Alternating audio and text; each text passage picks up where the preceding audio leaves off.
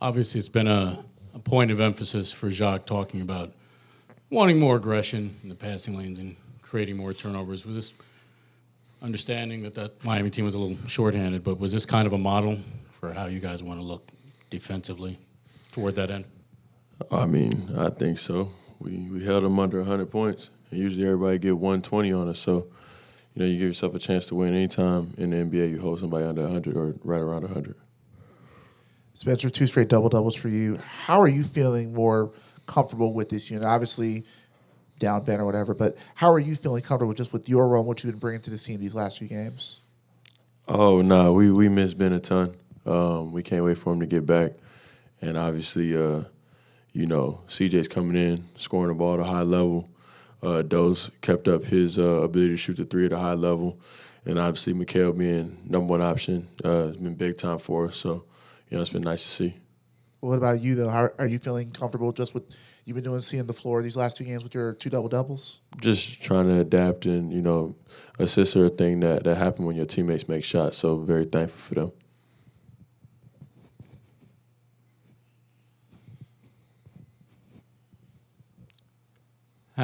Have you noted either teams defending you a different way the last, 4, 5, 6 games, or have you made any specific adjustments to the way they're defending you the last 4 or 5 games?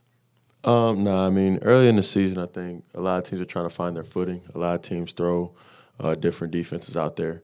And so it's just trying to be able to count on the fly. And again, like I said, we have some of the best in the business of doing that. I think CJ and Mikal, the twins, are 2 extremely high IQ basketball players who have been in the finals. Dorian, same type of cloth as them, obviously. And then, Nick, he's a phenomenal safety valve, phenomenal defender, always in the leader of field goal percentage on the team. And then, once we get Ben and Cam Thomas back, I think it'll be a formidable group for sure.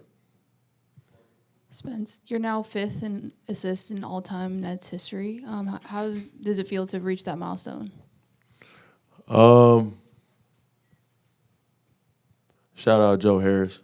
I think he probably got more of them than anybody. Him and Jared Allen, and from the past group, and then I would say probably Nick from this group. So, without those 3, especially Joe Harris, definitely Joe Harris. And you're also one of 3 players to have 1,500 assists and 500 threes. Just how do you reflect on this point of your career to be able to come back to the Nets and reach these milestones? Oh, it just means I'm old, man. That's what we've been talking about since I got back, right? How old I am. So, those are cumulative awards for an old man. You mentioned just the team missing Ben, but kind of in that point with him being a big void, just I guess how important has it been for you to kind of step up as the floor general? Just how much pride do you take in that, and how important is it to the team to have you do that?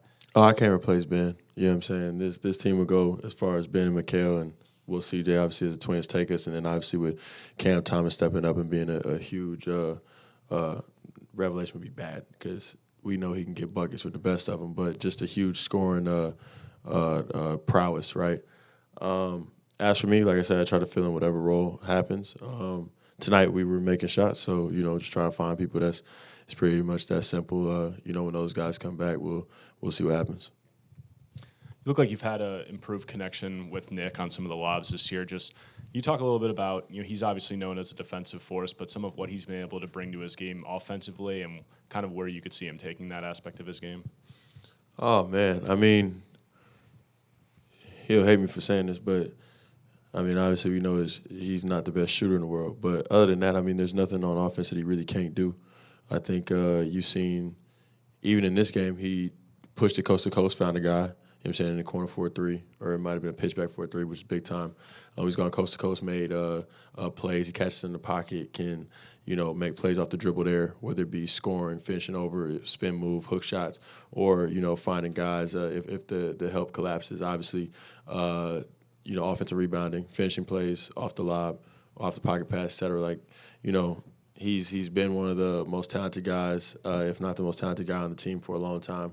And he just can do a lot of different things. I mean, even when we talk about defense, he can switch 1 through 5, get out, guard in space. Obviously, we know who he is as a rim protector, rebounder.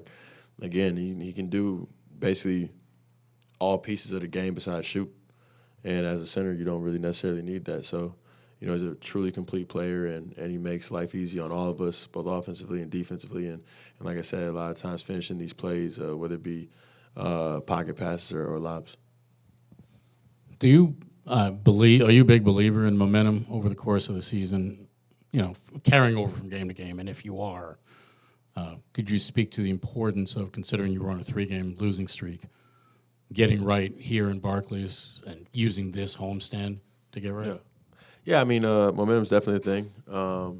The psychology of a group is, and the confidence of a group is probably the biggest keys to any team, right? Like, you got to believe and have a certain level of will to be successful in this league. So breaking the losing streak, understand we took a couple of tough losses, being a little resilient, and hopefully, getting some of that momentum going forward.